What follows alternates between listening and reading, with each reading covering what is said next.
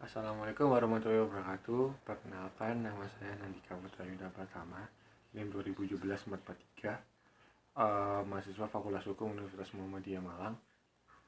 Saya buat video ini untuk menempuh mata kuliah MAPS kelas E, dosen mengampu Budino. Nah, di dalam video ini saya akan menjelaskan mengenai argumentasi hukum saya dalam putusan nomor 880/V111/ARB/Bani/2016. Oke. Nah, sebelum masuk ke argumentasi hukum saya akan jelaskan sedikit kesimpulan yang bisa saya dapatkan dari putusan ini. Oke. Nah, kita masuk langsung ke dalam kesimpulan yang saya buat. Dalam kasus ini, pemohon yaitu PT Jasa Marga Persero Tbk sudah mendapatkan putusan yang diberikan oleh Badan Arbitrase Nasional pada tanggal 13 Juni 2017. Yang mana jumlah amat putusannya itu ada 8 putusan. Nah, nanti bisa dibaca sendiri putusannya. Nanti putusannya saya masukkan di linknya di deskripsi, oke? Selanjutnya, nah ternyata pada saat itu juga pemohon telah mengajukan permohonan keberatan di depan persidangan Pengadilan Negeri Jakarta Timur. Yang mana ada 5 permohonan yang diajukan oleh pemohon itu sendiri. Yang isinya ya bisa dibaca sendirilah di putusannya, teman-teman. Nggak mungkin saya jelaskan panjang lebarnya, oke? Terus, nah di sini, setelah itu ada eksepsi yang dilakukan oleh termohon 1 terhadap keberatan yang diajukan oleh pemohon, yang dimana ada 2 eksepsi yang diminta. Namun Pengadilan Negeri Jakarta Timur telah memberikan putusan nomor 299/PDT-G/ARB/2017/PN Jakarta Timur tanggal 10 Oktober 2017 yang intinya menolak permohonan pemohon yang dieksepsikan dari termohon 1. Menolak permohonan pemohon dan eksepsi dari termohon 1. Maaf, klarifikasi, teman-teman. Oke. Nah, karena mengalami penolakan, maka tanggal 20 Oktober 2017 diajukan permohonan kasasi sebagaimana dari akta penyataan permohonan kasasi nomor 54 tim /X/2017. Kas Junto nomor 299/PDT bla bla bla itu, teman-teman. Yang dibuat oleh Panitera Pengadilan Negeri Jakarta Timur. Permohonan tersebut diikuti dengan memori kasasi yang diterima di Kepanitraan Pengadilan Negeri Jakarta Timur pada tanggal 1 November 2017. Nah, karena adanya permohonan kasasi yang dilakukan oleh pemohon, maka pada tanggal 20 November dan 24 November masing-masing termohon melakukan kontra memori kasasi yang diterima di Kepanitraan Pengadilan Negeri Jakarta Timur masing-masing pada tanggal 30 November 2017 dan tanggal 5 Desember 2017 itu sendiri. Nah, nanti menindaklanjuti pada kan tanggal 1 November itu 2017 ada memori kasasi yang dilakukan oleh pemohon yang nanti intinya ditolak dan harus membiayai biaya perkara dari kasus ini. Nah, sekarang kita masuk dalam argumentasi hukum menurut saya pribadi, teman-teman, jika saya jadi seorang arbiter dalam kasus ini. Nah, sesuai dengan pasal 1 ayat 1 Undang-Undang Nomor 30 Tahun 1999 tentang arbitrase dan alternatif penyelesaian sengketa, yang mana isinya cara penyelesaian suatu sengketa perdata di luar peradilan umum yang didasarkan pada perjanjian arbitrase yang dibuat secara tertulis oleh para pihak yang bersengketa. Nah, arbitrase itu merupakan salah satu cara untuk menyelesaikan sengketa. Jadi bisa diambillah oleh para pihak untuk menyelesaikan sengketa dengan menggunakan arbitrase.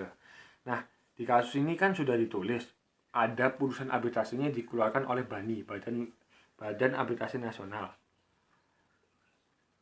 Nah, BANI yang mana ada 8 putusannya.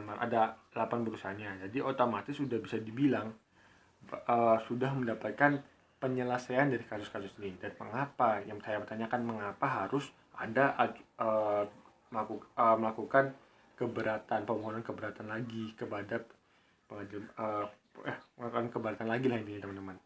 Nah, itu tuh yang kurang pas lah menurut saya. Hukum saya seperti itu.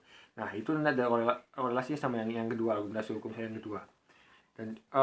Dan juga saya mempermasalahkan, yaitu tentang permohonan pembatalannya. Nah, setiap di keberatan ini itu tuh banyak atau juga disebutkan bahwa itu kayak meminta pembatalan dan lain-lainnya, itu apa, meminta pembatalan atau menyatakan putusan batasnya nomor ini tidak kekuatan hukum dan lain-lainnya. Otomatis kan itu kayak gimana gitu teman-teman.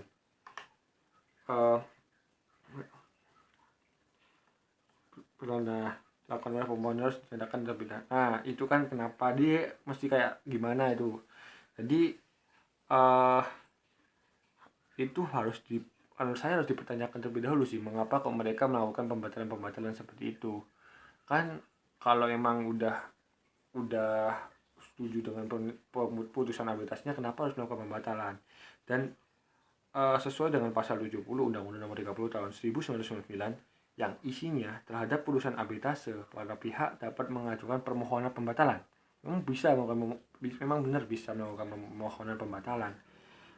Akan tetapi itu harus memiliki unsur-unsur nih teman-teman. Ada 3 unsur dalam pasal 70 Undang-Undang Nomor 30 Tahun 1999 ini. Yang pertama adalah surat atau dokumen diajukan dalam pemeriksaan setelah pengurusan dijatuhkan diakui palsu atau dinyatakan palsu. Nah, di dalam putusan ini nggak dijelaskan tentang itu. Jadi kayak masih ragu lah teman-teman. Yang kedua adalah setelah putusan diambil ditemukan dokumen yang bersifat menentukan yang disembunyikan oleh para pihak lawan atau bla bla bla itu, atau tidak ada atau apanya lah titik. Nah, itu kan di putusannya juga nggak dijelaskan mengenai ini, menentukan itu yang disembunyikan oleh para pihak lawan itu nggak ada dijelasin di putusan ini. Jadi masih rancu lah menurut saya teman-teman. Yang ketiga adalah putusan diambil dari hasil tipu muslihat yang dilakukan oleh salah satu pihak di dalam pemeriksaan sengketa. Nah, di dalam sini tuh nggak ada jelasin seperti itu, malah mereka meminta pemohon tuh meminta pembatalan. Dan intinya setelah melakukan pembatalan, biaya perkara dibuangkan kepada termohon 1 atau termohon 2. Tapi intinya nanti yang saya jelaskan tadi kan, intinya semua akan ditolak.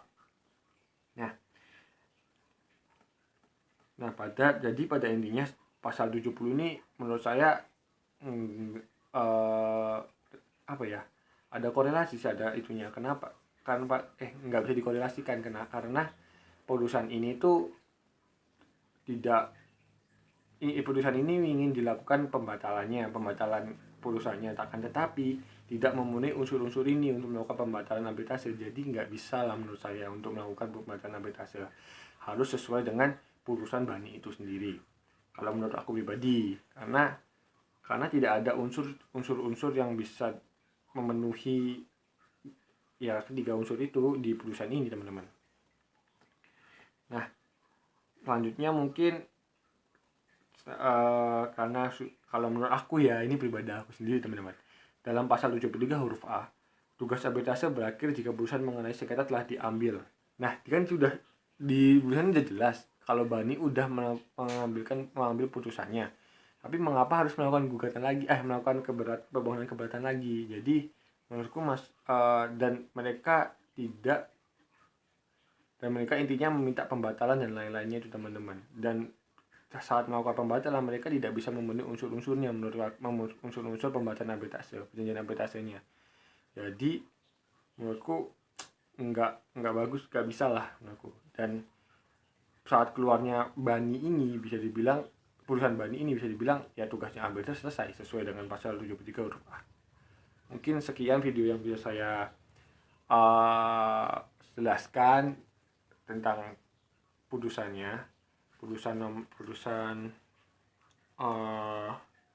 nomor 880 ini dan argumentasi hukum saya yang menggunakan pasal 1 ayat 1 Undang-Undang Nomor 30 Tahun 1999, terus pasal 70 Undang-Undang 30 Tahun 1999 dan pasal 73 huruf A Undang-Undang Nomor 30 Tahun 1999.